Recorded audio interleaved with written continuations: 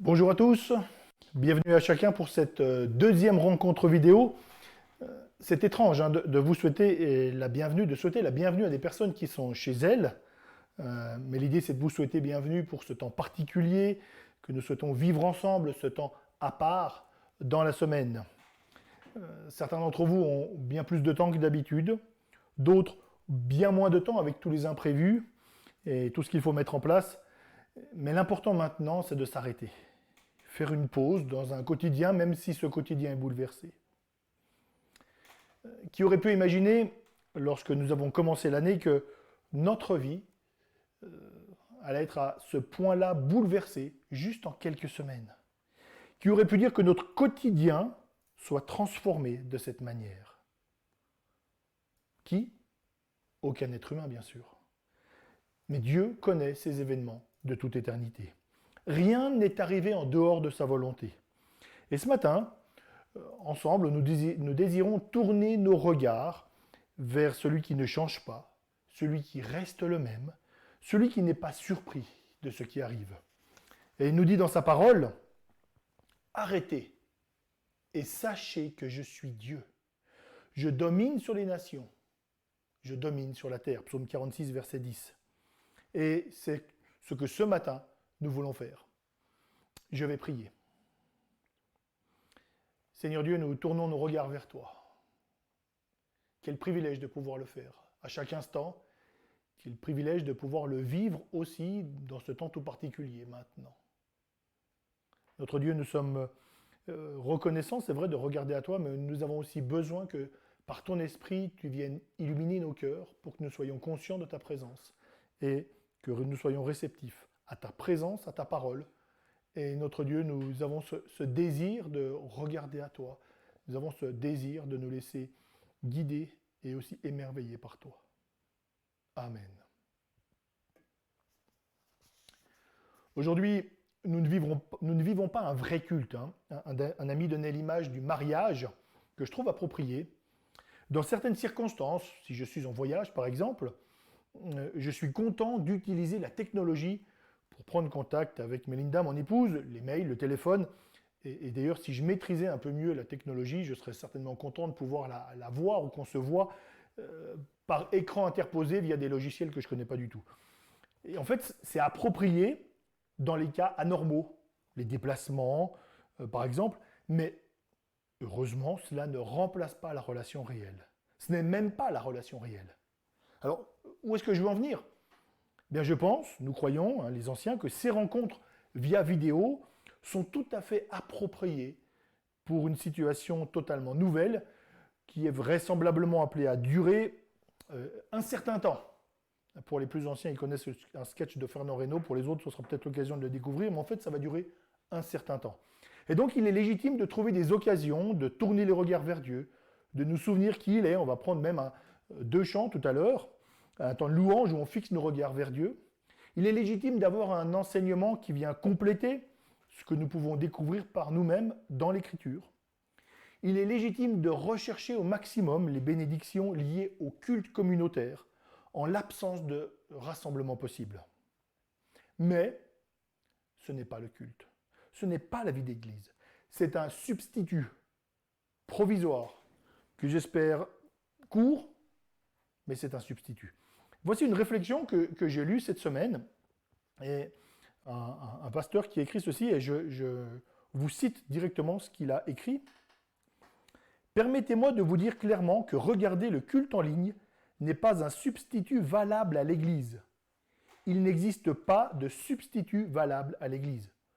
Regarder un sermon en ligne n'est pas un substitut valable au ministère de la parole. Les substituts numériques ne sont pas du tout des substituts. Cela dit, dans des moments comme celui-ci, nous pouvons être en mesure d'utiliser la technologie pour aider les gens. Mais voici le point. Nous ne devons pas penser à ces alternatives comme des alternatives viables à la réalité. Ce sont des alternatives temporaires, moins qu'idéales. Donc, je ne dévalorise pas ce que nous vivons maintenant. C'est un temps important, vraiment, et un temps précieux dans ces circonstances. Mais ce que je veux encore plus valoriser, c'est le culte communautaire. le vrai, le seul culte. Afin d'ailleurs que, lors de ce retour à la normale, nous ayons encore plus envie de le vivre. Je vous invite maintenant à prendre ce petit temps de louange, un temps où nous regardons à notre Dieu. Et je vais lire 2 versets, on va y revenir tout à l'heure à ces versets, je les lis juste comme ça, on va s'attarder plus longuement sur ces versets tout à l'heure. Celui qui habite sous l'abri du Très-Haut repose à l'ombre du Tout-Puissant. Je dis à l'Éternel, mon refuge et ma forteresse, mon Dieu en qui je me confie. Le début du psaume 91. Et dans les moments de joie ou les moments difficiles, nous voulons louer, nous voulons honorer ce Dieu si grand et chercher en lui un refuge. Et je vous invite à chanter, peut-être ça peut être seul, peut-être en famille. L'important c'est de chanter, c'est de célébrer notre Dieu. Et nous allons donc prendre « Béni soit ton nom », les paroles vont apparaître et nous serons aidés par la musique et par les paroles. Donc nous chantons ensemble « Béni soit ton nom ».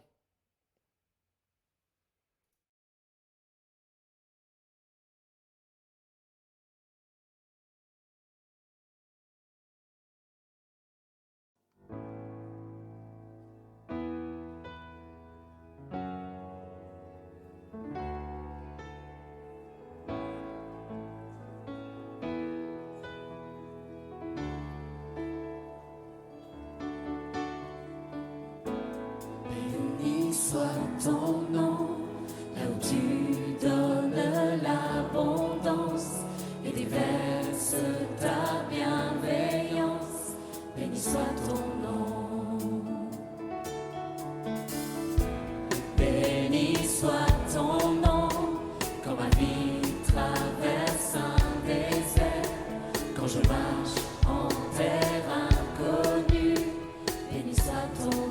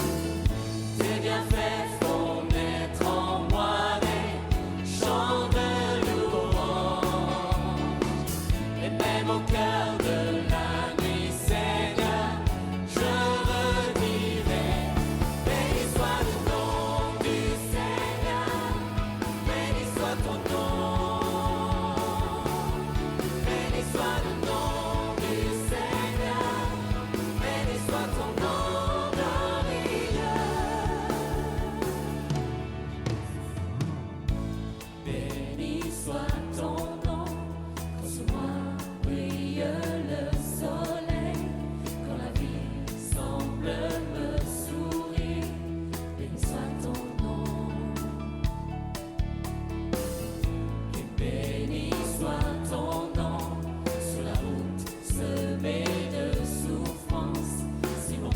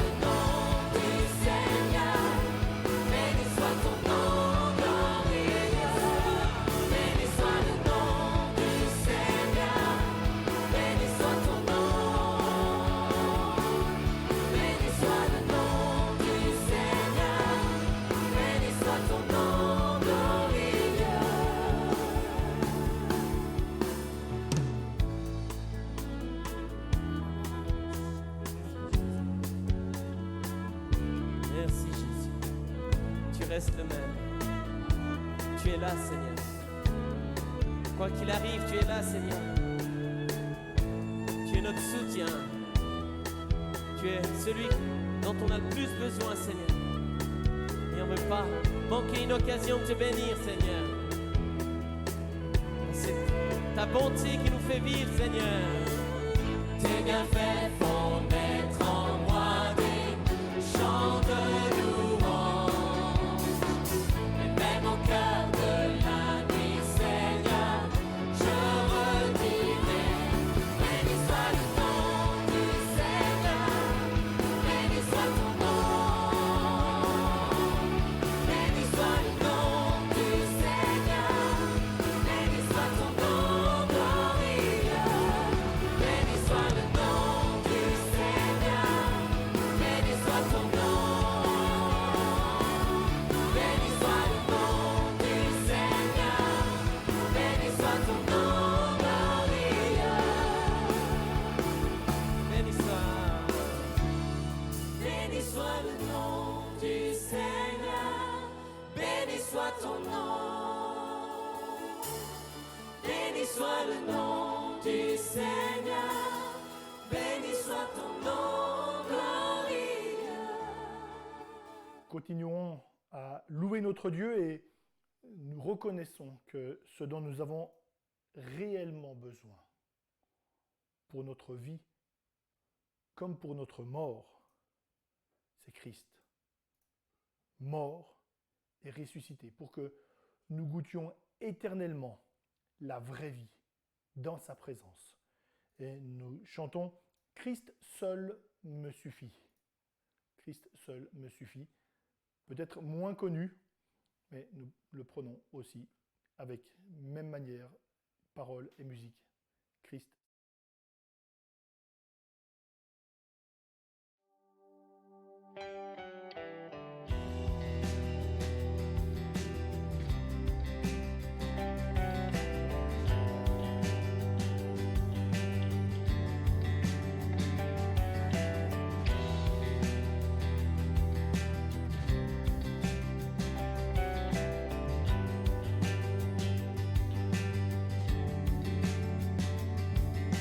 Christ est tout pour moi, il est ma récompense,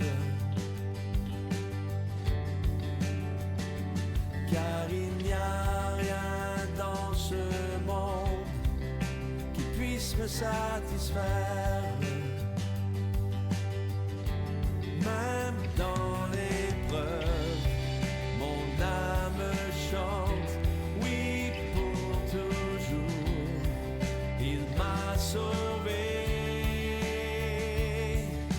Christ seul me suffit, Christ seul me suffit. Tout ce dont j'ai besoin est en toi, tout ce dont j'ai besoin. Christ est mon Seigneur, la joie de mon salut. Et cet espoir est sans fin, le ciel est ma demeure. Même dans l'orage, mon âme chante, Jésus est là, à Dieu soit la gloire. Christ seul me suffit, Christ seul me suffit. Tout ce dont j'ai besoin est en toi, tout ce dont j'ai besoin.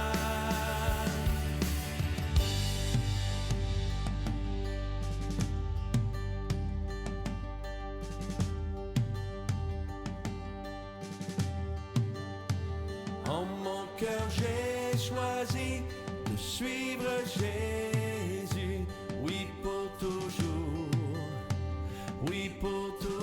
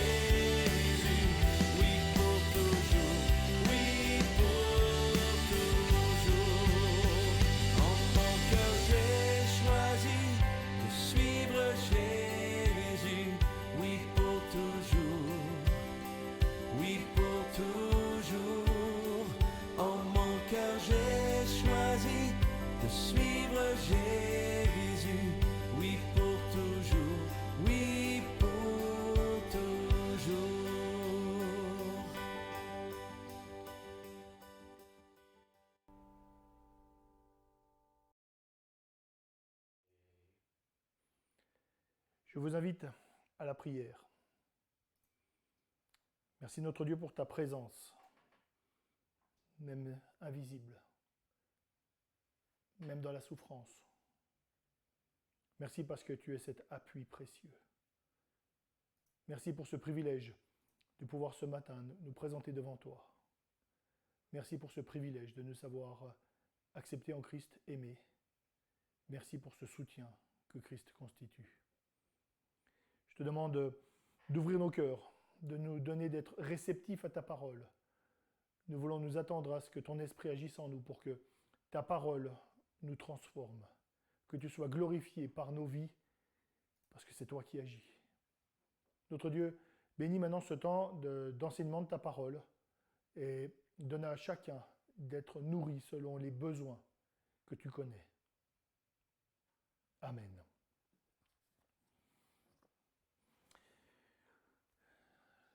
Temps de prédication et ce matin, une réflexion qui, bien sûr, se base sur cette situation que nous vivons, situation actuelle, inédite, qui nous pousse à nous questionner et qui nous conduit à entendre beaucoup de réponses. J'ai entendu beaucoup de réponses depuis 2-3 semaines, des excellentes et des pas du tout sérieuses.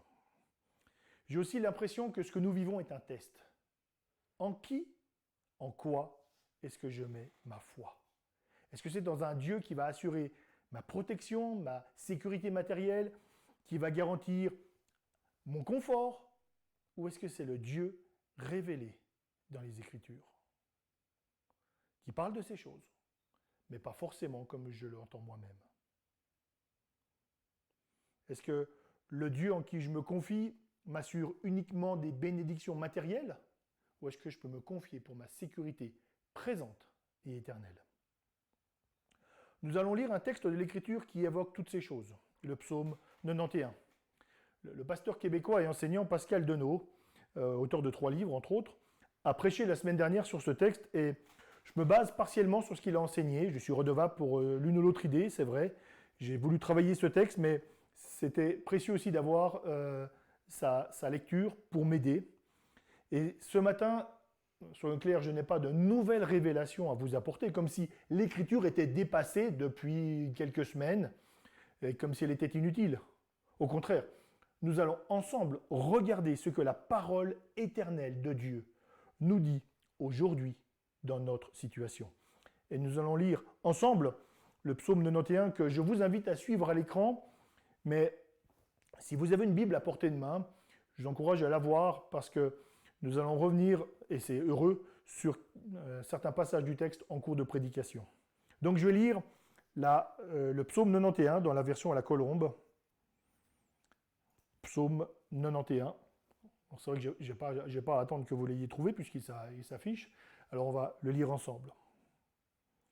Celui qui habite sous l'abri du Très-Haut repose à l'ombre du Tout-Puissant. Je dis à l'Éternel, mon refuge et ma forteresse, mon Dieu en qui je me confie. Car c'est lui qui te délivre du filet de l'oiseleur, de la peste et de ses ravages.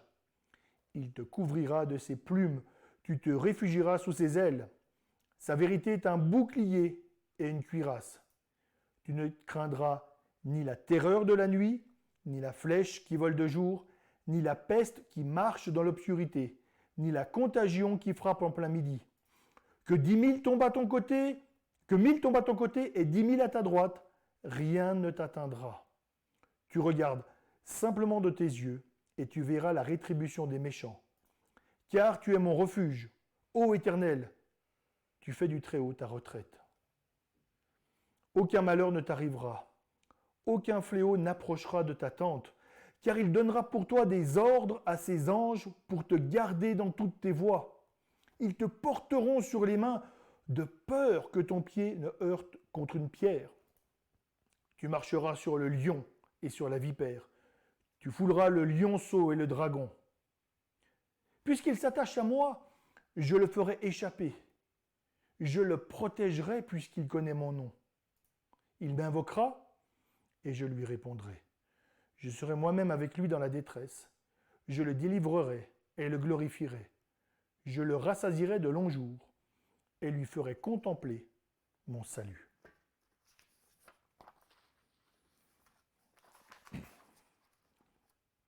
le psalmiste montre clairement que Dieu est digne de confiance, qu'il est son refuge. Il proclame bien haut toute la confiance qu'il a dans le Dieu qui le protège, et nous l'avons chanté. Et dans le texte, nous avons quelques images pour appuyer cette réalité. L'oiseau qui couvre ses petits de ses plumes pour le protéger, des images plus militaires, avec la forteresse, avec le refuge. Et l'auteur du psaume montre clairement qu'il s'attend à Dieu, qu'il croit en un Dieu qui intervient dans ce monde, un Dieu qui est présent et qui s'implique. Peut-on avoir cette même attente générale? La souveraineté de Dieu est une réalité qui est présente dans toute l'Écriture. Un exemple, celui qui est passé par d'immenses souffrances, Job. Voilà ce qu'il dit, en parlant de Dieu. Mais lui, s'il prend une décision, qui pourra l'en faire revenir? Ce que lui-même désire, il l'exécute. Job 23, 13. On parle de providence divine. Quand on parle de providence divine, on parle de la façon permanente dont le Créateur agit avec bonté et bienveillance pour maintenir l'ordre de sa création. Je répète, la providence divine, ce qui est un mot théologique pour dire ce que Dieu fait, cela correspond à la façon permanente dont le Créateur agit avec bonté et bienveillance pour maintenir l'ordre de sa création. Plusieurs textes mentionnent que Dieu maintient toute sa création à chaque instant. Actes 17, 28, Colossiens 1, 17, Hébreux 1, 3, qui dit qu'à chaque moment, Dieu veut que ce qui existe, existe. Les compassions de Dieu s'étendent envers toutes ses œuvres. Psaume 145, 3. Il fait pleuvoir sur le bon comme sur le méchant. Matthieu 5, 45. Donc la providence de Dieu, c'est une réalité. Donc dans un monde dirigé par Dieu, le croyant sait qu'il est maintenu en vie par Dieu à chaque instant. Et le croyant peut vivre à la fois les épreuves de ce monde, parfois à cause de sa foi, tout en bénéficiant du privilège d'être soutenu par Dieu. Et voilà ce que... Je vais lire un texte que Jésus disait à ses disciples. Et il faut bien noter que c'est un seul texte, un seul discours de Jésus. Voilà, je lis. « Vous serez livrés même par vos parents, par vos frères, par vos proches et par vos amis. Elles feront mourir plusieurs d'entre vous. Vous serez haïs à cause de tous, à cause de mon nom, mais il ne se perdra pas un seul de vos cheveux. » Luc 21, versets 16 à 18. Alors, l'avantage de la vidéo par rapport à un enregistrement sonore est que je ne dois pas vous expliquer pourquoi je ne prends pas la dernière phrase sur les cheveux à la lettre. Je vois déjà mes filles qui peuvent rire en entendant ceci. Jésus annonce des persécutions, il annonce des épreuves, et en même temps, le soutien de Dieu, son aide, la certitude que rien n'échappe à sa volonté. Il annonce des temps difficiles, il annonce le fait que Dieu protège aussi les siens et que leur vie ne sera pas perdue. La mort elle-même n'est pas suffisamment puissante pour les anéantir. Alors, on a posé un premier cadre, mais pour comprendre ce psaume 91, nous avons besoin d'un deuxième élément. Et la clé de cela nous est donnée au psaume 8. Et pour comprendre le psaume 91, nous avons un guide qui nous est donné, qui nous aide à comprendre globalement les psaumes. Et notamment un guide précieux qui est dans le psaume 8. Et je vais lire quelques versets de ce psaume 8, les versets 3 à 6 qui vont aussi s'afficher sur l'écran.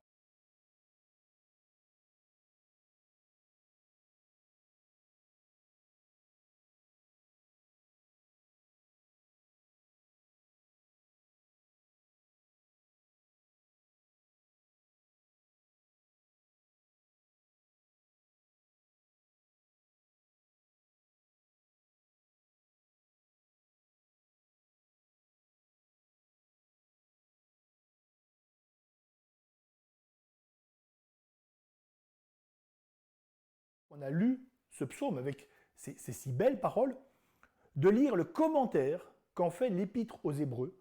Et nous allons lire au chapitre 2, les versets 8 et 9. Hébreux 2, versets 8 et 9.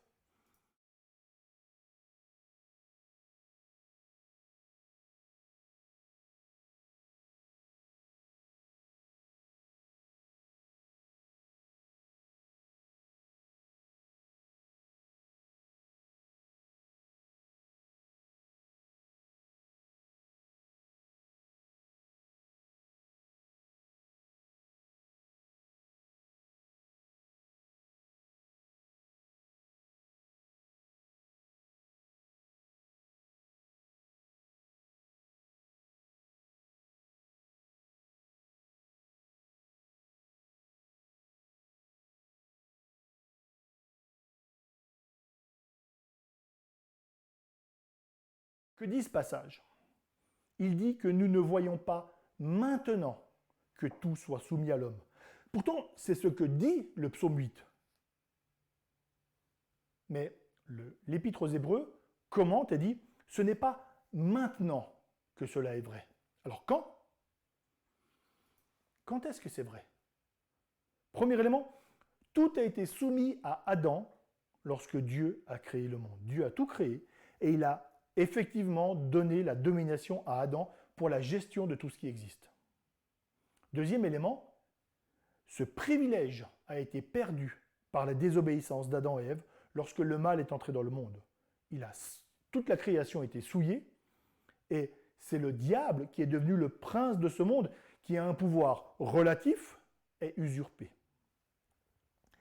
Et l'auteur de l'Épître aux Hébreux montre que la domination qui est donnée n'est pas encore actuelle maintenant pour l'être humain. Même malgré la promesse du psaume 8, malgré cette parole, ce n'est pas actuellement ce qui se passe, mais ça a été donné à Christ. Cette parole s'accomplit en Christ. Et je rappelle un élément que je rappelle régulièrement, c'est que les Écritures, et notamment tout l'Ancien Testament, pointent vers Christ. L'Ancien Testament parle de Jésus. Jean 5, 39, on a parlé. Luc 24, 27.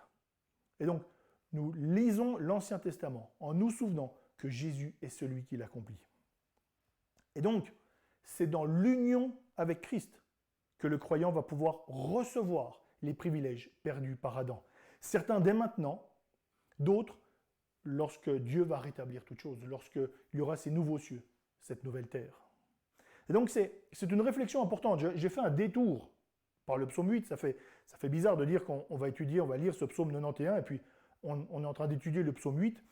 Mais elle nous indique comment lire et ne pas lire les psaumes. Prendre à la lettre, sans le recul du Nouveau Testament, les promesses du psaume 8 pourrait conduire à des contresens.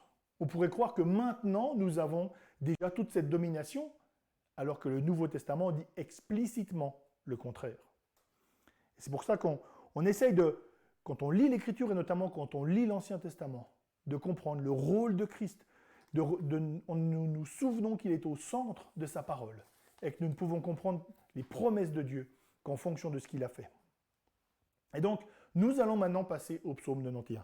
Alors, je vous rassure, hein, ce n'est pas juste une petite introduction, puis maintenant je fais un message standard.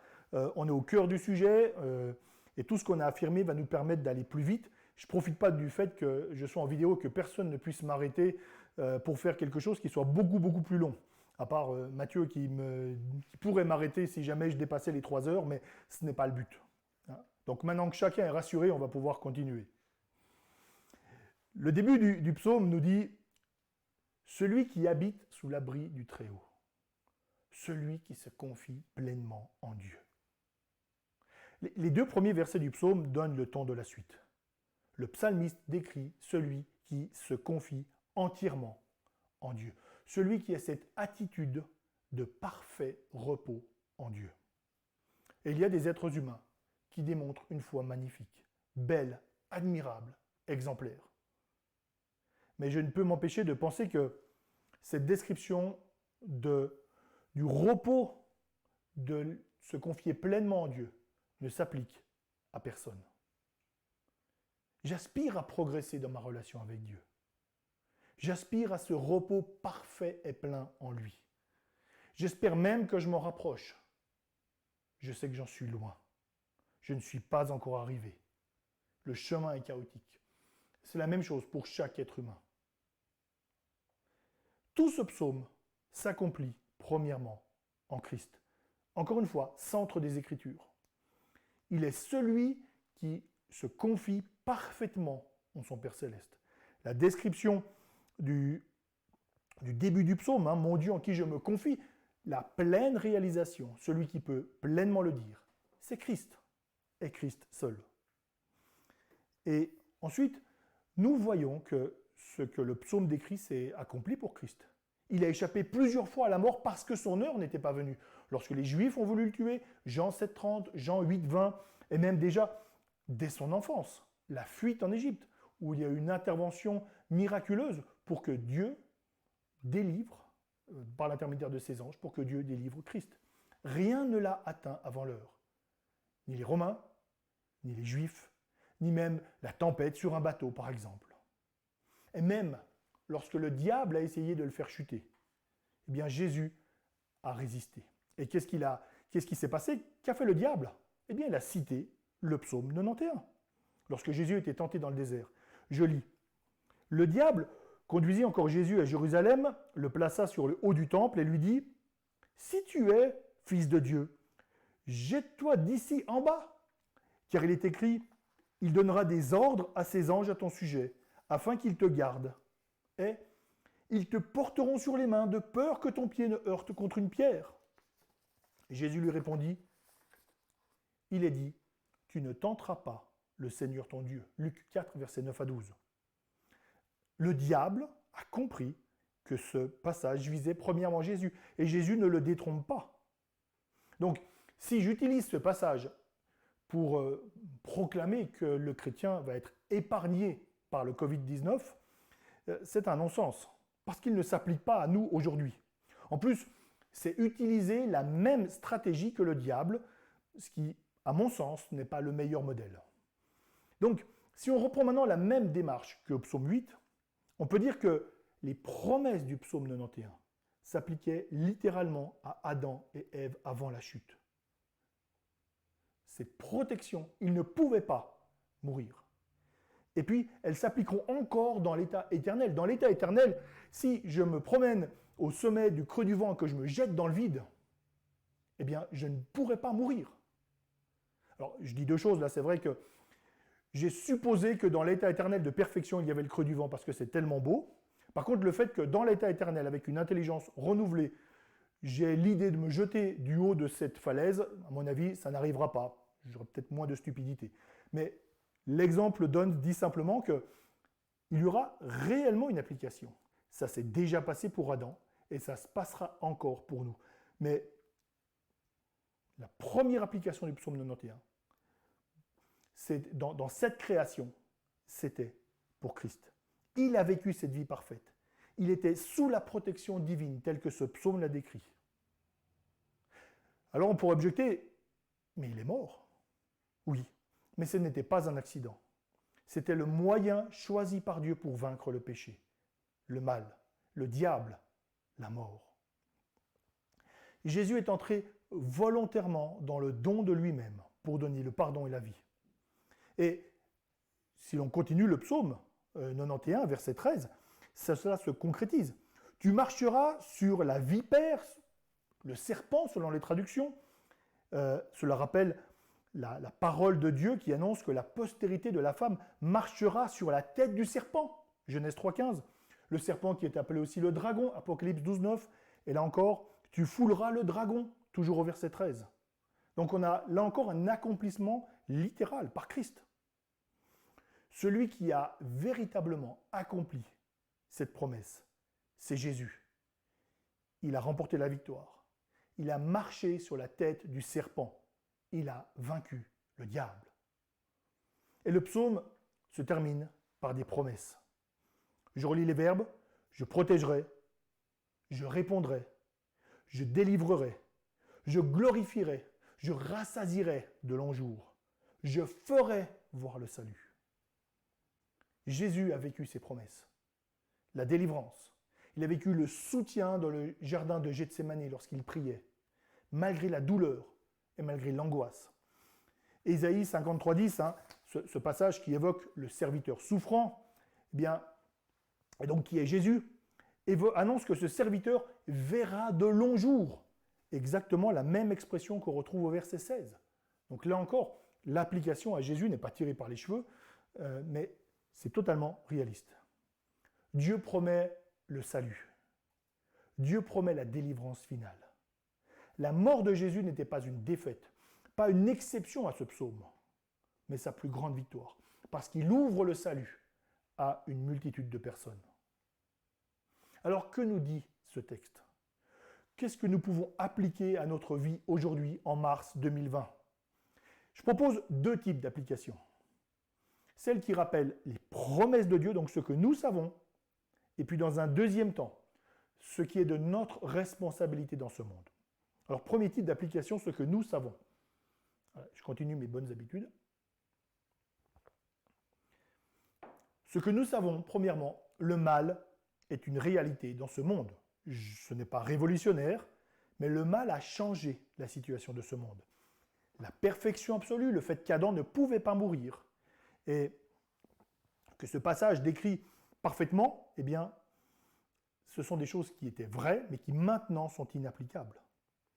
Ce Covid-19, dont on parle parfois, il me semble, aux informations, fait partie des conséquences de la chute. Les maladies, les accidents, la mort frappent les hommes, chrétiens ou non. Ce virus et tout ce qui en découle, toutes les conséquences, je vais dire simplement désagréables, ou celles qui sont horribles, sont dues à l'arrivée du mal dans le monde. Au même titre d'ailleurs que l'injustice dans les relations humaines, l'égoïsme de notre cœur, notre manque d'amour ou notre manque de pardon. Le président d'un pays voisin que je connais bien a dit que nous sommes en guerre contre le Covid-19. Je le crois, oui.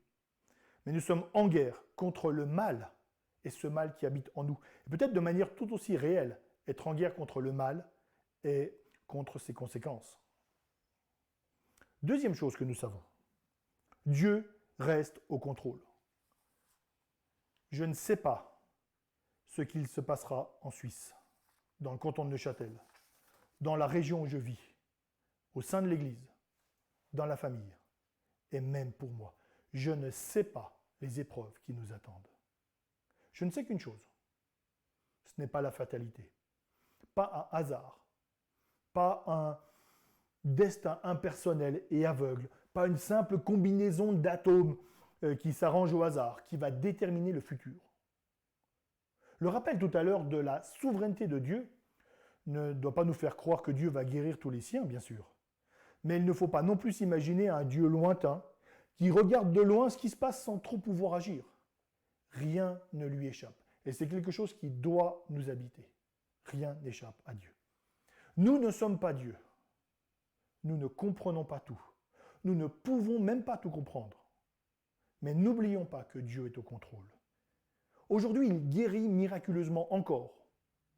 Parfois. De nombreux chrétiens sont aussi infectés. Des chrétiens souffrent, meurent dans ce monde comme au cours des siècles passés. Mais jamais hors de la volonté mystérieuse et cachée de notre Dieu.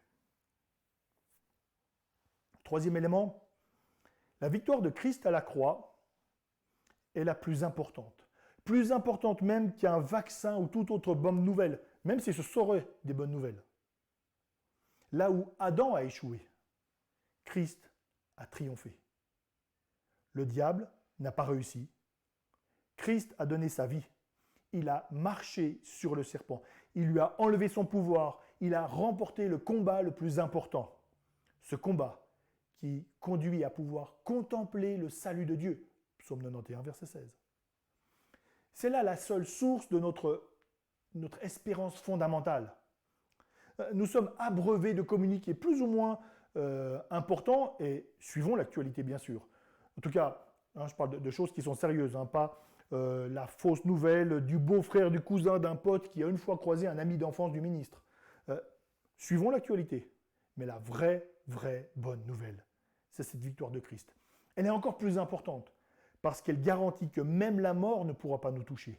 La mort physique frappe et ça peut être très douloureux, mais ce n'est pas une fin. Quatrième élément, la réalité du refuge en Christ. En suivant les traces de Jésus, nous ne serons pas forcément épargnés, et d'ailleurs Jésus ne l'a pas été finalement. Mais nous avons la certitude que la protection de Dieu ne manquera pas, même au travers des souffrances. Comme me disait le pasteur et auteur Tim Keller, Dieu ne nous protège pas de l'épreuve, mais dans l'épreuve. Il nous donne les moyens de ne pas sombrer, de ne pas quitter le chemin de la vie, d'être protégé de ce qui pourrait tuer l'âme. Jésus demande d'ailleurs de ne pas craindre ce qui tue le corps sans faire de mal à l'âme, ce qui pourrait être le cas d'un virus, mais de craindre ce qui peut tuer l'âme, Matthieu chapitre 10. Et Dieu nous assure de sa protection grâce à la victoire de Christ. L'image qui m'a le plus rassuré ces derniers jours et tirée des psaumes, c'est l'image du rocher. Et ce rocher qui est fort, qui est solide, qui tient ferme dans la tempête. Le rocher qui est à la fois un refuge, un point fixe, solide, qui ne bouge pas, comme finalement ce phare que l'on voit. Ça, c'est une image qui me rassure. Parce que lorsque la tempête est là, il reste ferme, il reste fixe. Nous avons ce rocher en Christ. Jésus est le même hier, aujourd'hui et éternellement. Il y a un mois, personne n'aurait pu imaginer tous les bouleversements que nous allions vivre. Notre quotidien a été bouleversé. Au point même que je vous parle par technologie interposée, ce qui était totalement pour moi impensable il y a quelques semaines.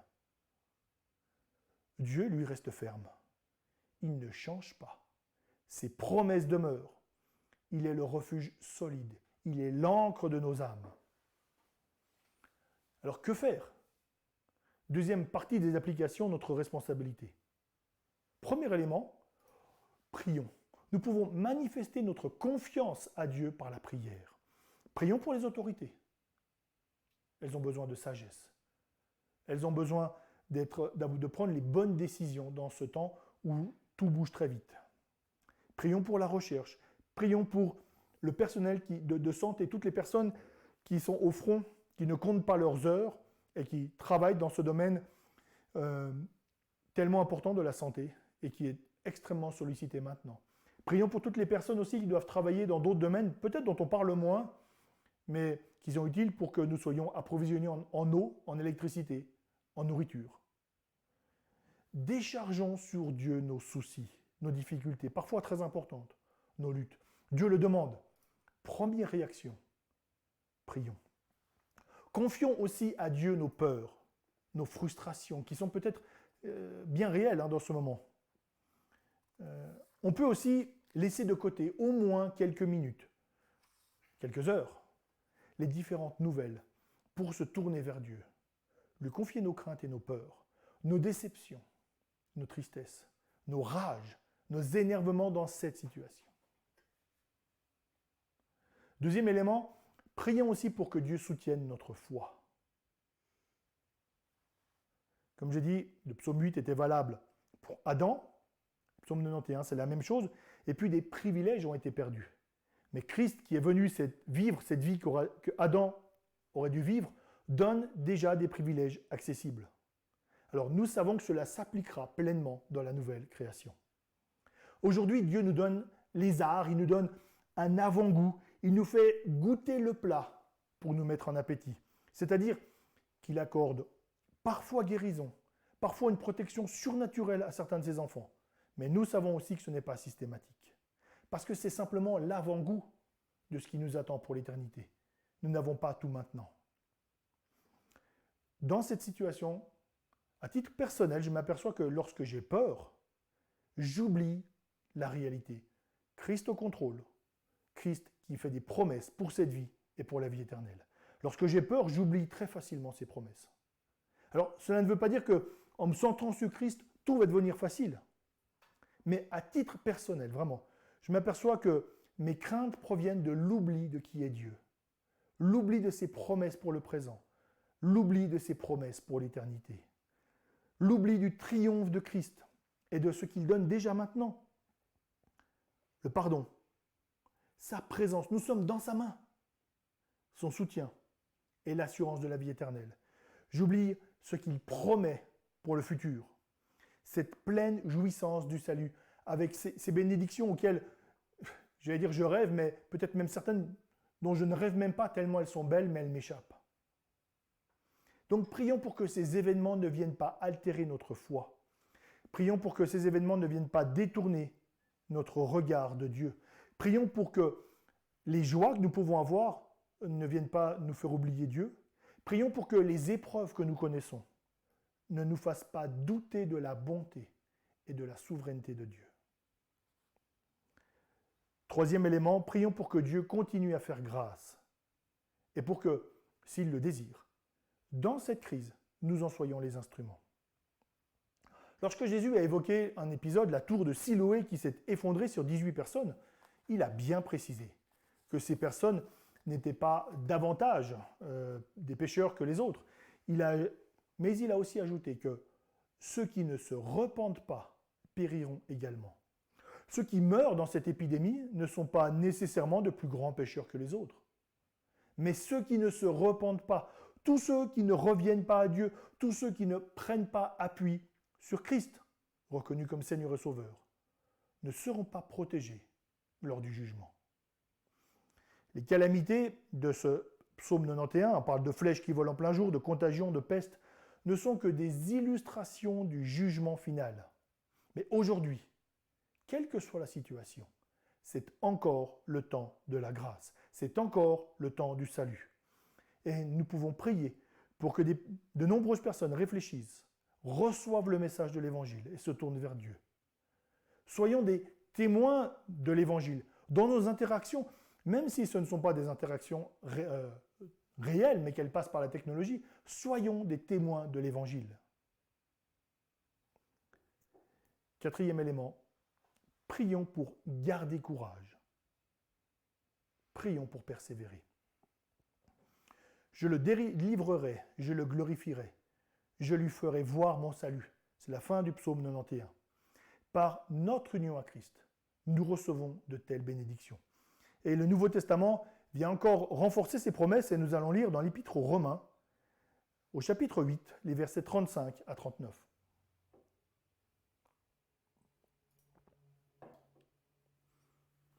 Qui nous séparera de l'amour de Christ ? Sera-ce la tribulation ou l'angoisse, ou la persécution, ou la faim, ou la nudité, ou le péril, ou l'épée ?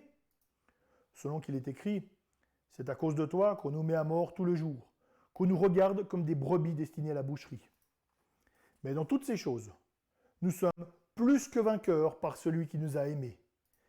Car j'ai l'assurance que ni la mort, ni la vie, ni les anges, ni les dominations, ni les choses présentes, ni les choses à venir, ni les puissances, ni la hauteur, ni la profondeur, ni aucune autre créature ne pourra nous séparer de l'amour de Dieu, manifesté en Jésus-Christ, notre Seigneur. Parce que Christ a gagné. Aucune épidémie, aucune crainte, aucune contamination ne peut nous séparer de l'amour de Dieu. Notre corps peut être atteint. La souffrance physique, morale, psychologique, spirituelle peut nous toucher et peut-être même durement. Ne soyons pas idéalistes. Nous ne sommes plus épargnés depuis la chute, depuis la faute d'Adam.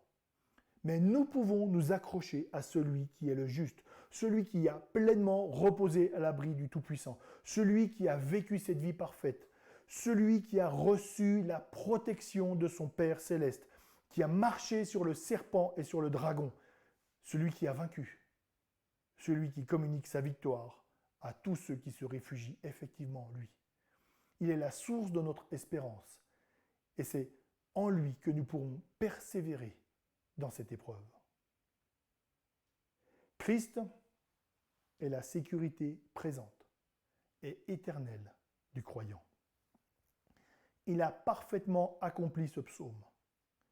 Et je l'ai dit tout à l'heure, mon propos n'est pas d'apporter de nouvelles révélations, mais de nous rappeler les vérités de l'Évangile. Elles sont vraies, même dans un monde en changement total. Notre refuge actuel est en Christ. Notre refuge demain sera en Christ. Notre refuge pendant cette crise est encore en Christ. Et notre refuge après la crise sera toujours en Christ. Notre refuge éternel et indestructible est en Christ. Les épreuves n'épargnent pas le croyant. Nous l'expérimentons, nous l'expérimenterons toute notre vie. Psaume 91 le dit. Romains 8 le souligne encore davantage. Mais ce psaume rappelle les privilèges donnés par Dieu à la création, ce que nous avons perdu à cause du péché, et nous en subissons les conséquences même sans épidémie. Ce psaume rappelle aussi l'œuvre de Christ, qui rachète cette création et qui devient le refuge suprême de ceux qui s'abandonnent à lui. Alors que Dieu soutienne notre foi et nous donne, dans la joie comme dans la souffrance, dans l'incertitude comme dans la paix, de contempler, même de loin pour l'instant, ce salut promis par le psaume 91. à nous qui sommes, par Christ et par Christ seul, et peut-être malgré nos circonstances et nos souffrances, plus que vainqueurs. Christ est la sécurité présente et éternelle du croyant. Je vous propose quelques instants de silence et je terminerai par la prière.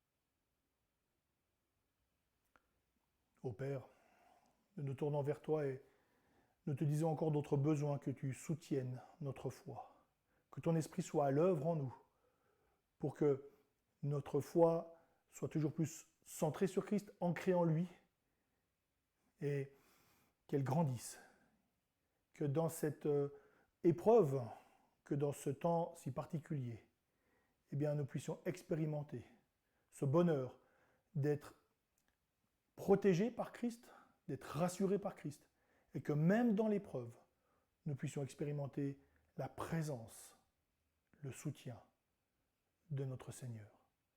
Nous avons besoin, notre Dieu, que jour après jour, tu ranimes notre foi, jour après jour, tu nous aides à combattre le doute, que les circonstances ne prennent pas le dessus sur nous. Nous sommes reconnaissants pour l'œuvre de Christ. C'est lui que nous voulons contempler. Merci pour ce privilège d'être au bénéfice d'un tel salut, d'un tel sauveur. Notre désir est que par notre vie, tu sois glorifié et nous nous en remettons pleinement à toi. Amen. Je propose, pour terminer, de prendre un autre chant, un troisième chant, en Christ seul, en Jésus seul d'ailleurs, je crois. Donc, même principe avec les paroles qui apparaissent. En Jésus seul, pour poursuivre eh bien, ce que nous avons vu lors de cette prédication.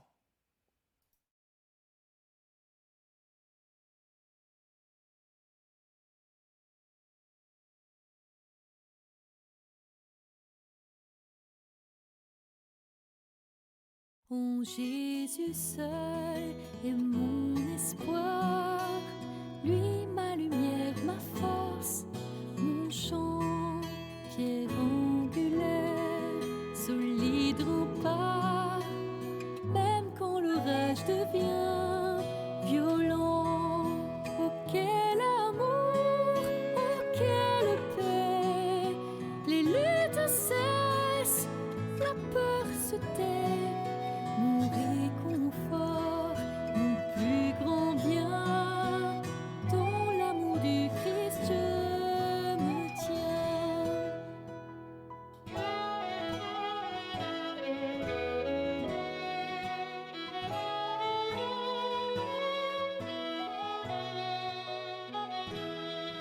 En Jésus seul, Dieu s'est fait chair, dans un enfant. Oh, quel mystère, ce don d'amour, de sainteté, haï par ceux qu'il vint sauver. Jusqu'à la croix, il s'est livré, sur lui la colère est tombée.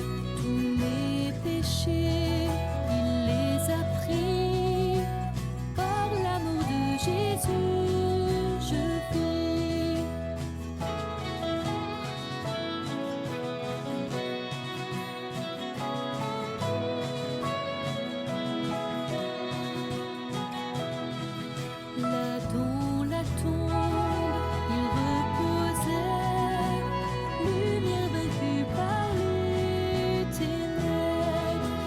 jour glorieux, il apparaît.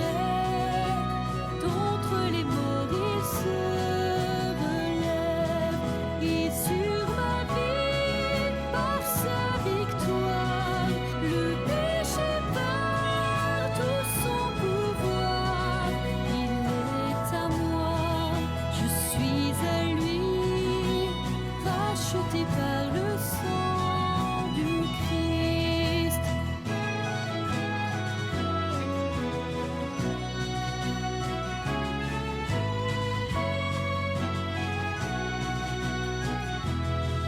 Je vis en paix, je meurs sans crainte, gardé par la puissance du Christ, du premier cri au dernier souffle.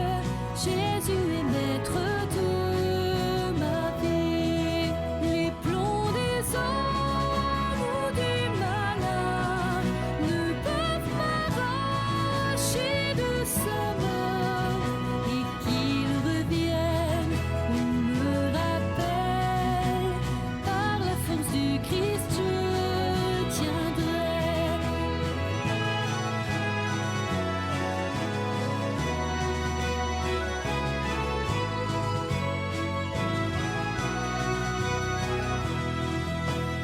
Jésus seul est mon espoir, lui ma lumière, ma force, mon chant, quel annuaire, solide rempart, même quand l'orage devient violent.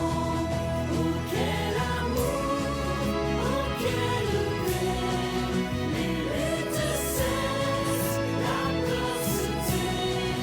Mon réconfort, mon plus grand bien, dans la nuit qui je me tiens. Oh quel amour, oh quelle paix, les luttes cessent, la peur se tait. Mon réconfort, mon plus grand bien, dans la nuit qui je me tiens.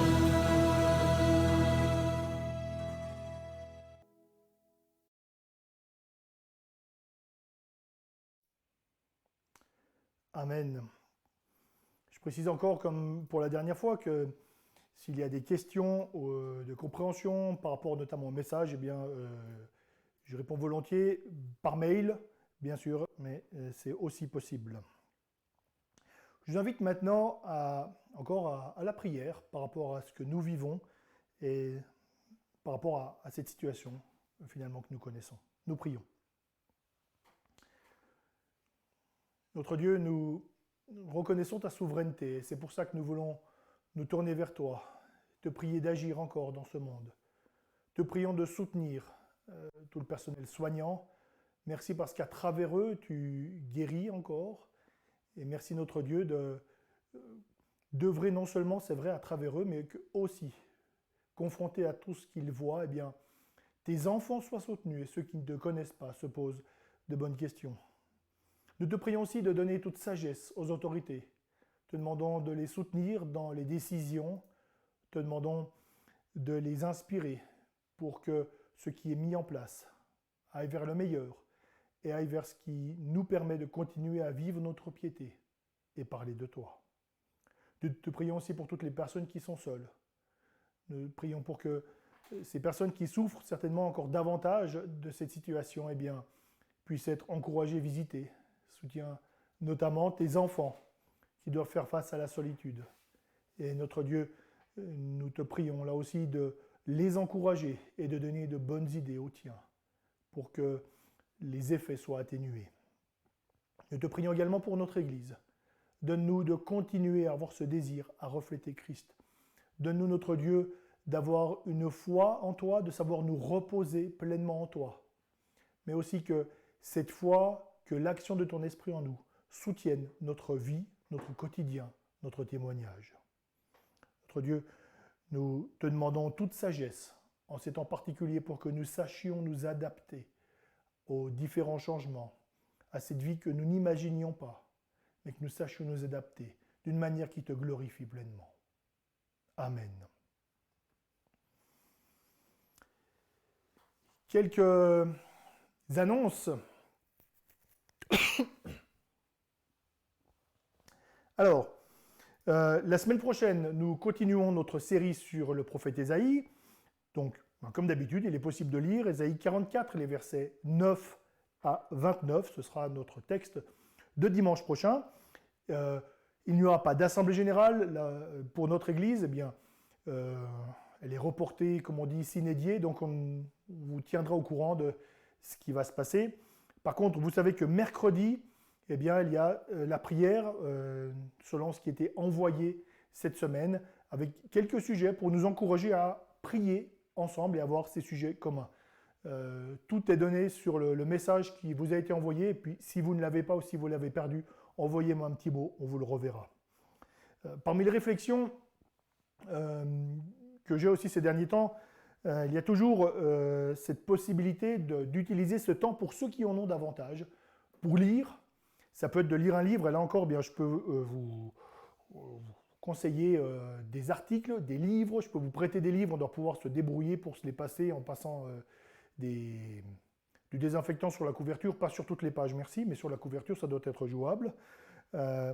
Donc je suis conscient que ce n'est pas pour tout le monde, mais si vous avez du temps, eh bien, n'hésitez pas à me contacter si vous cherchez à approfondir tel ou tel domaine.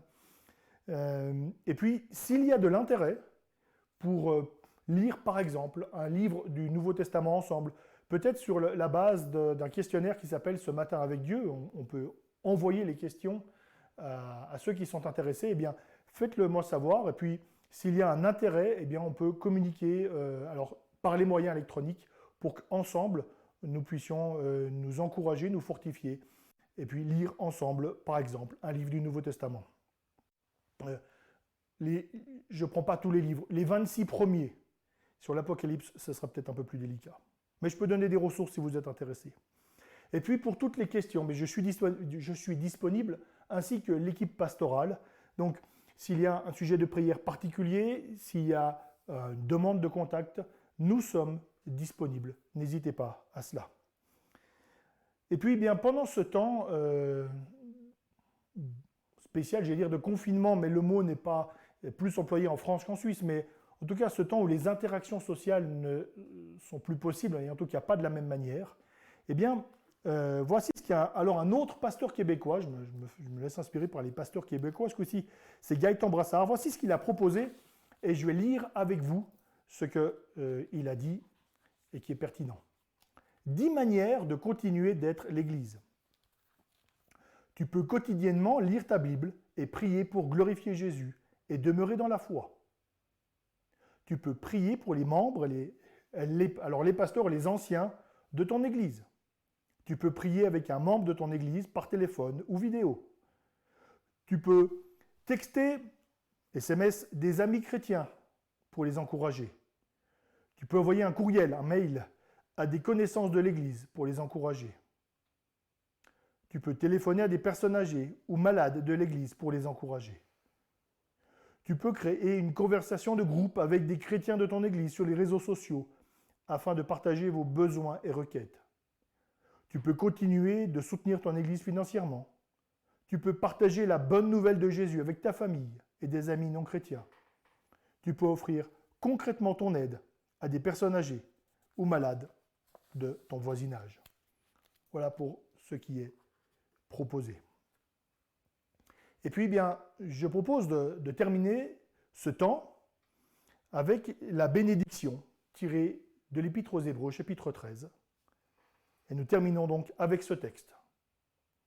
Que le Dieu de paix, qui a ramené d'entre les morts le grand berger des brebis par le sang d'une alliance éternelle, notre Seigneur Jésus, vous rende capable de toute œuvre bonne pour l'accomplissement de sa volonté.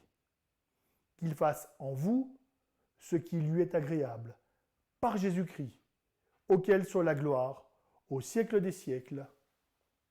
Amen.